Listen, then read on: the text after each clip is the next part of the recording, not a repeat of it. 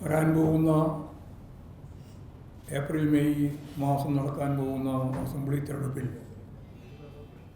കേരളത്തിൻ്റെ ചരിത്രം ഒന്നുകൂടി തിരുത്തിക്കുറിച്ച് ഇടതുപക്ഷ ജനാധിപത്യ മുന്നണി അതിൻ്റെ മൂന്നാമത്തെ ടേമിലേക്ക് കടക്കുന്ന അതിൻ്റെ കേളിക്കൊട്ടായിരിക്കും തദ്ദേശ സ്വയംഭരണ സ്ഥാപനങ്ങളിലേക്കുള്ള തെരഞ്ഞെടുപ്പിൻ്റെ വിജയം എന്ന കാര്യത്തിൽ ഞങ്ങൾക്ക് വളരെ വ്യക്തതയുണ്ട്.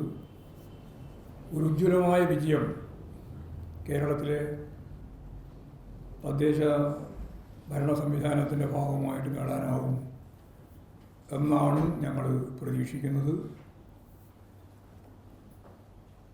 തെക്കൻ കേരളം അതുപോലെ മധ്യ കേരളം ഉൾപ്പെടെയുള്ള എല്ലാ കമ്മിറ്റികളും ചേർന്ന് പരിശോധിച്ച് ഇന്നിപ്പോൾ മലപ്പുറവും നാളെ കോഴിക്കോടും മറ്റന്നാൾ കണ്ണൂരും കാസർഗോഡും കൂടി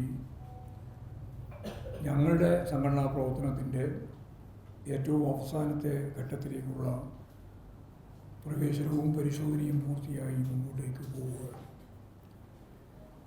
ഒരു ആശങ്കയുമില്ല, കഴിഞ്ഞ പ്രാവശ്യത്തേക്കാൾ മെച്ചപ്പെട്ട ഒരു വിജയമാണ് ഇപ്രാവശ്യം തദ്ദേശ സ്വയംഭരണ സ്ഥാപനങ്ങളിൽ ഇടതുപക്ഷ ജനാധിപത്യ മുന്നണി നേടാൻ പോകുന്നത്.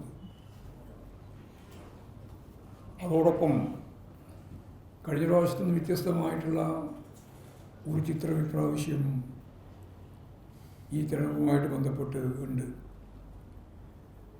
രണ്ട് വർഗീയ ശക്തികൾ രണ്ട് ഭാഗമായിട്ട് ഞങ്ങളെ നേരിടുകയാണ്. ഒന്ന് UDFൻ്റെ ഭാഗമായിട്ട് UDFൻ്റെ ആശയ പ്രപഞ്ചത്തെ നേതൃത്വപരമായ പങ്കോടുകൂടി നിയന്ത്രിക്കുന്ന ഏറ്റവും പ്രധാനപ്പെട്ട ഒരു കരുത്തായി അവർ പ്രതീക്ഷിക്കുന്നത് ജമാഅത്തെ ഇസ്ലാമിയാണ്. ജമാഅത്തെ ഇസ്ലാമിയും SDPIയും പൂർണ്ണമായിട്ട് ലീഗും കോൺഗ്രസുമായി ചേർന്ന് UDFൻ്റെ ഭാഗമായിട്ട് പ്രവർത്തിക്കുന്ന ചരിത്രത്തിൽ ഇന്നേ വരെ ഇല്ലാത്ത രീതിയിലുള്ളൊരു തദ്ദേശ സ്വയംഭരണ സ്ഥാപനങ്ങളിലേക്കുള്ള തിരഞ്ഞെടുപ്പാണ് നമ്മൾ അഭിമുഖീകരിക്കുന്നത്. അതൊരു ഭാഗം, ഒരു വർഗീയ കൂട്ടുകെട്ട. ഇവിടെ ഈ മലപ്പുറം ജില്ലയിൽ ഉൾപ്പെടെ 38 പഞ്ചായത്തിൽ ജമാഅത്തെ ഇസ്ലാമിയും അതുപോലെ തന്നെ ലീഗും കോൺഗ്രസും UDFും തമ്മിലുള്ള ഐക്യമാണ്. മലപ്പുറം ഉൾപ്പെടെയുള്ള മുനിസിപ്പാലിറ്റിയിൽ ജമാഅത്തെ ഇസ്ലാമിയും ലീഗും കോൺഗ്രസും ചേർന്ന് പ്രവർത്തിക്കുകയാണ്. നിരവധി ബ്ലോക്ക് പഞ്ചായത്തുകളിലും അതുപോലെ മുനിസിപ്പാലിറ്റിയിലും അവർ സഖ്യത്തിലാണ്. ഇവിടെ മാത്രമല്ല, കേരളത്തിലുടനീളം അവർക്ക് സ്വാധീനമുള്ള മേഖലയിലെല്ലാം അത്തരത്തിൽ വർഗീയമായ ഒരു മുന്നണി തന്നെയാണ് ഒരു ഭാഗത്ത് UDFൻ്റെ ഭാഗമായിട്ട് ലീഗും കോൺഗ്രസും കൂടി കൈകാര്യം ചെയ്യുന്നത്. മറുഭാഗത്ത് പ്രതിപക്ഷത്തിൻ്റെ തന്നെ ഭാഗമായിട്ടുള്ള നിരയിൽ നമുക്കെല്ലാം അറിയുന്നത് പോലെ RSSും BJPയും സംഘപരിവാർ വിഭാഗങ്ങൾ പച്ചയായ വർഗീയ നിലപാടുകൾ ഉയർത്തി ഏതാണ്ട് അവരൊപ്പവും സമരസപ്പെട്ടുകൊണ്ടും നിൽക്കുകയാണ്. അപ്പോൾ ഈ രണ്ട് വർഗീയ മുന്നണിയെയും നിശിതമായിട്ട് എതിർത്ത് മതനിരപേക്ഷ ഉള്ളടക്കം ഈ കേരളത്തിൻ്റെ പാരമ്പര്യമാണെന്ന് കൃത്യമായിട്ട് ഉൾച്ചേർത്ത് ജനങ്ങളുടെ മുമ്പിൽ അവതരിപ്പിച്ചുകൊണ്ടാണ് ഇടതുപക്ഷ ജനാധിപത്യ മുന്നണി ഈ തിരഞ്ഞെടുപ്പിൽ മുന്നോട്ടേക്ക് പോകുന്നത്.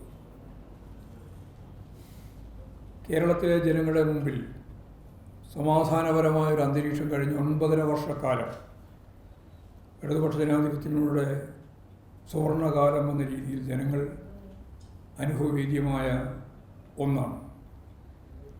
വർഗീയ കലാപങ്ങളും സംഘർഷങ്ങളും നിലനിൽക്കുന്ന ഇന്ത്യൻ സമൂഹത്തിൽ സമാധാനപരമായിട്ട് ജീവിക്കാൻ സാധിക്കുന്ന ഒരു പശ്ചാത്തലം ഒരുക്കാൻ ഇടതുപക്ഷ ജനാധിപത്യ മുന്നണിക്ക് സാധിച്ചിട്ടുണ്ട്.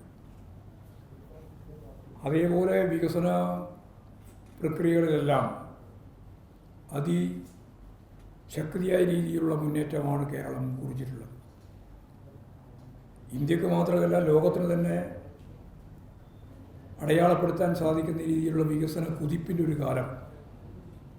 അതിദാരിദ്ര്യം അവസാനിപ്പിക്കുക എന്ന യജ്ഞം ലോകത്ത് ചൈന കഴിഞ്ഞാൽ അത് പൂർത്തിയാക്കാനായ ഒരേ ഒരു നാട് കേരള. ഞാൻ ബോധപൂർവമാണ് രാജ്യമെന്ന് പറയാറുള്ളത്. കേരളമാണ് ആ നാട്. അതുപോലെ വരുന്ന 5 വർഷം കൊണ്ട് ഇപ്പോൾ അതിദാരിദ്ര്യമാണ് അവസാനിപ്പിച്ചതെങ്കിൽ ദാരിദ്ര്യം പൂർണ്ണമായിട്ട് അവസാനിപ്പിക്കും എന്ന പ്രഖ്യാപനം ഇപ്പോൾ ഇടതുപക്ഷ ജനാധിപത്യ മുന്നണിയുടെ തദ്ദേശ സ്വയംഭരണ സ്ഥാപനങ്ങളിലേക്കുള്ള തിരഞ്ഞെടുപ്പിൻ്റെ പ്രകടന പത്രികയിൽ വ്യക്തമാക്കിയിരിക്കുകയാണ്. ആ ഒരു പ്രക്രിയയിലേക്കുള്ള ഏറ്റവും പ്രധാനപ്പെട്ട കാൽവെപ്പാണ് ഒക്ടോബർ 29-ന് 1600 രൂപ പെൻഷൻ നൽകുന്ന 62 ലക്ഷം ആളുകൾക്ക് 2000 ഉറുപ്പികയിൽ വർദ്ധിപ്പിക്കാനുള്ള ഗവൺമെൻറ് തീരുമാനം. ഇന്ത്യയിൽ ഇന്നേ വരെ ഒരു ഗവൺമെൻറ് നടപ്പിലാക്കാത്ത പാവപ്പെട്ട സ്ത്രീകൾക്ക് സ്ത്രീ സുരക്ഷാ പദ്ധതിയുടെ ഭാഗമായി 31.34 ലക്ഷം ആളുകൾക്ക് 1000 രൂപ വീതം നൽകാൻ ഇപ്പോൾ തീരുമാനിക്കുകയും ഈ മാസം മുതൽ അത് നടപ്പിലാക്കുകയും ചെയ്യുകയാണ്.